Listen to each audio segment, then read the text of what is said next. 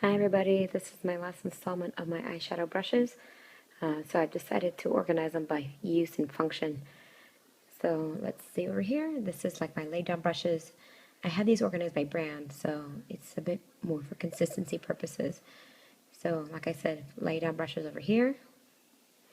Crease pointy blending brushes over here. Last but not least, my eyeliner brushes over here. Just a couple things. I apologize for the lighting because it is like almost 7 in the morning. No signs of sunlight, so it's all artificial lighting and really strong lighting at that, so you can kind of see the hairs itself. And also the quiet voice is due to the fact that my sister is sleeping upstairs and I don't want to wake her up or anything. And also over here, we have a kitty who wants to say hi. Maybe not.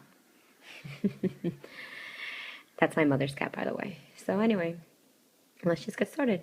I may do this in 2 parts, I'm not sure yet, just to see. Depends on how long I discuss each one, or the sections, I guess. So let me just get started with the Laydown brushes, because those are probably like my favorite ones to discuss. Okay, so we have the Chikuhodo Z-5 brush. Let me see if I can zoom in on this. See if I can get the light to really show the... Let's see. This is very hard.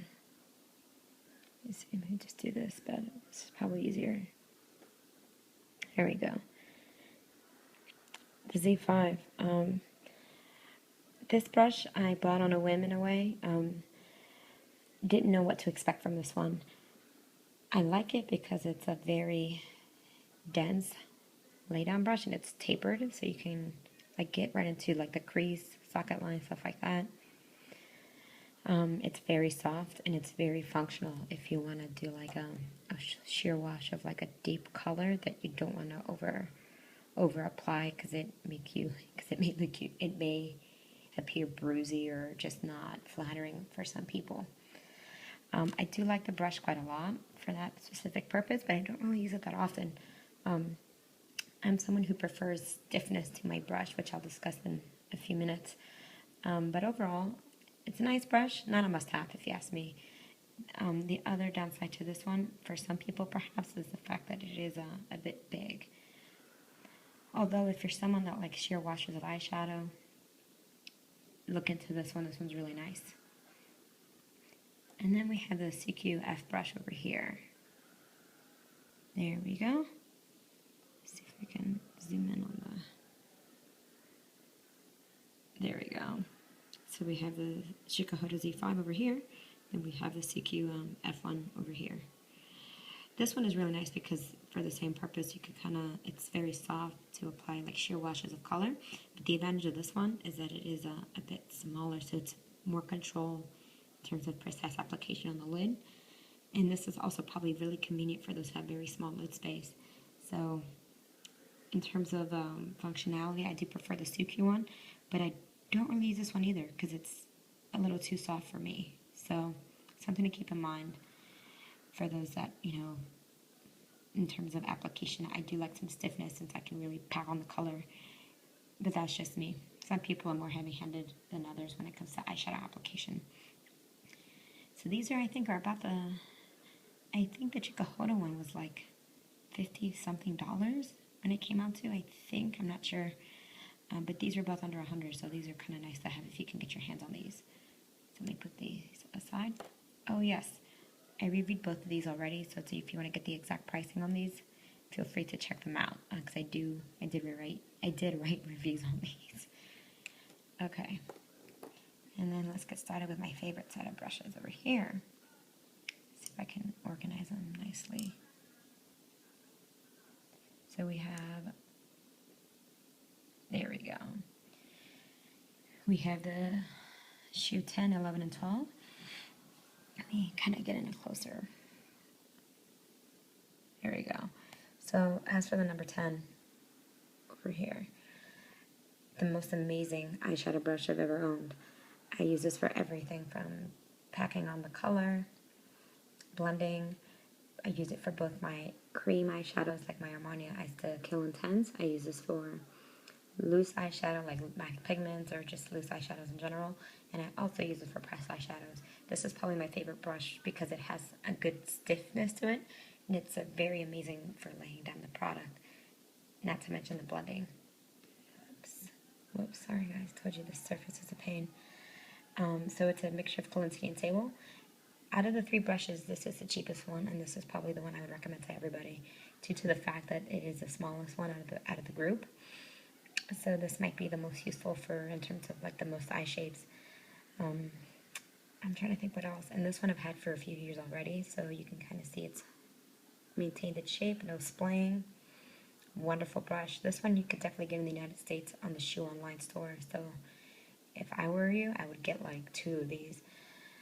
I'm going to get another one, maybe 2 extra ones, around Christmas time as a gift to myself, I think. I'm in love with this brush. It's so amazing.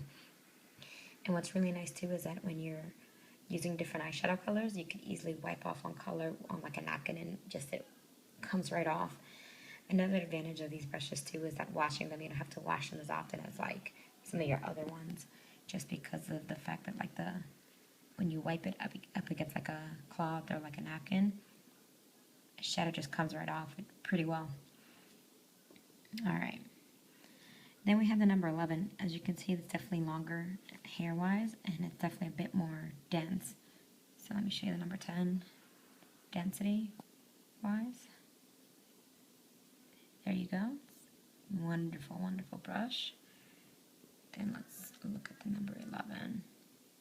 Yeah, definitely a bit denser and longer.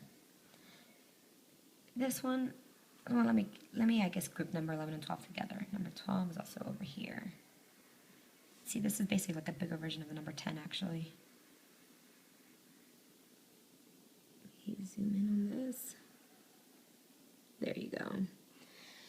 So, as for the number 11 and 12 in terms of use, these are some of my newer ones. I haven't quite figured out how I want to use these. I use them more for setting, like loose powder or setting powder for concealer. I use it to highlight my brow, like underneath my brow bone, targeted highlighting areas. That's all I can really think for these, because these are very big for my eye shape. Maybe if you have like really deep set eyes, this might be a better option than the Shu 10. But these 2 brushes are a bit pricier, and you may not get as much use out of these. So if I were to recommend one, it would definitely be the number 10. I'm in love with this one. This is like the most beautiful brush I've ever owned in terms of just versatility. I use this every day, or every day when I wear makeup. So something to be aware of. And also a thing or two about the number 11. This is sold in the US. At least the last time I checked, it was on the online site. And the number 12.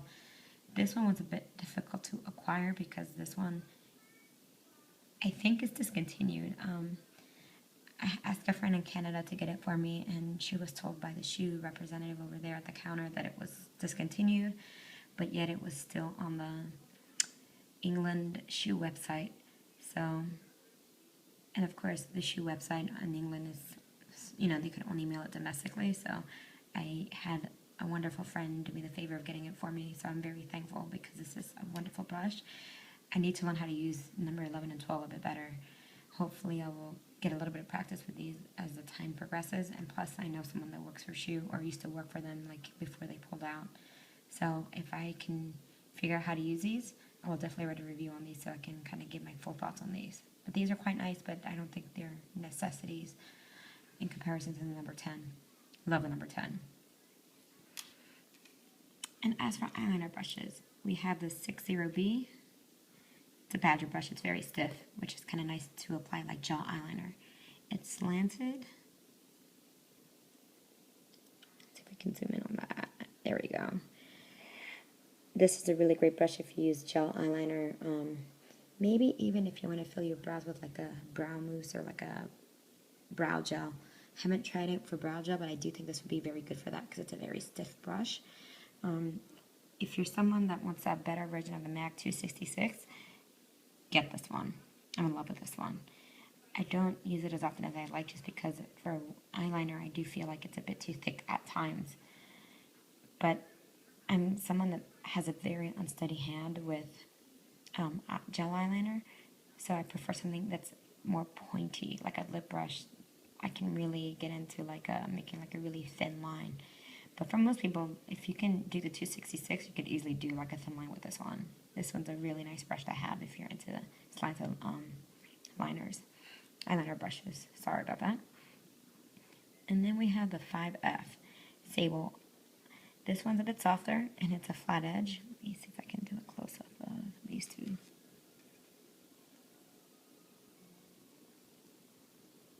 Focus, please. You can see it's a flat edge over here. Great for applying like eyeliner on the waterline, and also applying maybe some like loose eyeshadow, or pressed or powder eyeshadow, like right outside your bottom lashes. So I do like the 5F a bit better, just because it's a bit more versatile for me. But they're both nice to have, and they're both not crazy expensive. So if you want to take a look into some nice eyeliner brushes, these are two that I would recommend. And I think that's it for just this part. I'm going to film the last part in a minute. So I hope you guys enjoy this one. It's a bit short and a bit like, I feel like it's a bit rushed, but I'm trying to do the best as I can to kind of discuss them without being too, I don't know, being a bit too drawn out. I don't like drawn out videos, so quick shot of all the brushes over here. And that's basically it. Hopefully I'll film part 4. Alright guys, have a great morning.